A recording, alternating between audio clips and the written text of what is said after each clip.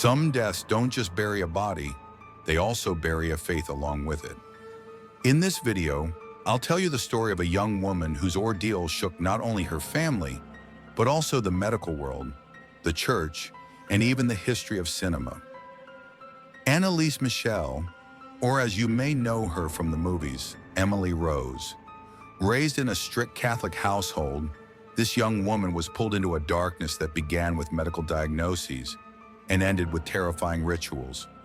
What happened was deeply unsettling. Nightly seizures, unconscious whispers, unexplained wounds, refusal of food and water, and in the end, a body that collapsed along with the spirit.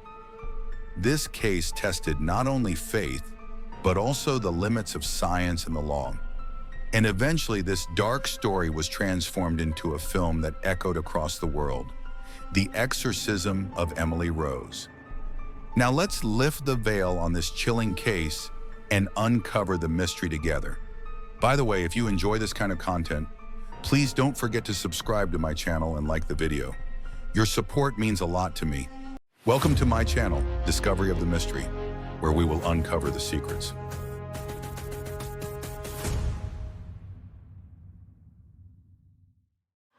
Anneliese Michel was one of 3 daughters in a strict Catholic family.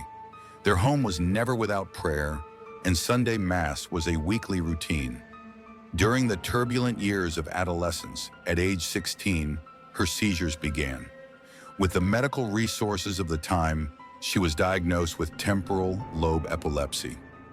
Later, she was hospitalized in a psychiatric ward with a diagnosis of schizophrenia, but the expected recovery never came. On the contrary, Anneliese described how voices constantly swarmed around her, cursing her, vomiting, throwing herself to the ground, refusal of food and water. The condition grew worse and worse. Her deeply religious mother tried to console her with prayers and holy water. But Michel reacted violently to anything sacred. She would have seizures at the sight of a cross, and when touched with holy water, she shook as though caught in a violent storm. Family friends, accompanied by a devout man who organized holy pilgrimages, took Michel to San Damiano in Italy. There, Michel could not step inside the church doors. She could not drink the holy water, and at the sight of the cross, she collapsed and vomited. On the return, the family friend said, "This is not epilepsy. What your daughter needs is an exorcism." They applied to the archbishopric, but such permission was not easily granted.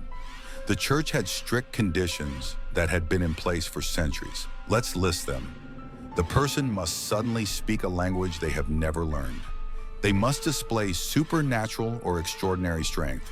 They must show extreme hatred and aggression towards sacred objects. They must exhibit self-destructive or violent behavior toward others. They must know hidden information that they could not possibly know otherwise. And there must be bodily deformities or unexplained changes in facial expressions or voice. In Michel's case, all of these conditions were observed one by one. Although the archbishopric rejected their request, the local bishop eventually gave permission, and a priest was appointed. The first ritual began on September 24th, 1975. Over the next 10 months, 67 exorcism sessions were performed, each lasting 4 to 5 hours. During this time, Michel almost completely refused to eat or drink. Day by day, she wasted away. Inside the home, she was forced to kneel and pray. Sometimes rice was scattered on the floor, and she crawled across it on her knees. Wounds and cracks formed on her kneecaps. As her body weakened, her face became gaunt and her expression changed. It was like watching a young girl gradually transform into a shadow before your eyes. On the morning of July 1st, 1976, the news came. Anneliese was dead. She weighed only 30 kilograms. Cause of death, starvation and dehydration. As whispers spread through the village, the prosecutor stepped in. Even a week before, medical intervention could have saved her. A trial was held. The church's lawyer defended the family. the priest received a fine. The family remained unpunished, as German criminal law had a principle: families who have already suffered enough shall not be punished further. The audio recordings entered into the investigation file are chilling. While only the priest and Michel were in the room, the recordings captured voices resembling the shouts of multiple men clashing against each other in an incomprehensible way. This was interpreted as demons fighting among themselves. Another detail is a sentence spoken by a doctor in the room and caught by the microphone.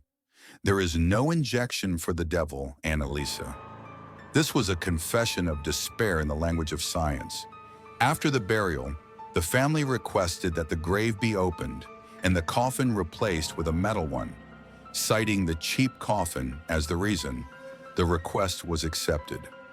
Shortly afterward, a fire broke out in the family's house. The house was completely destroyed.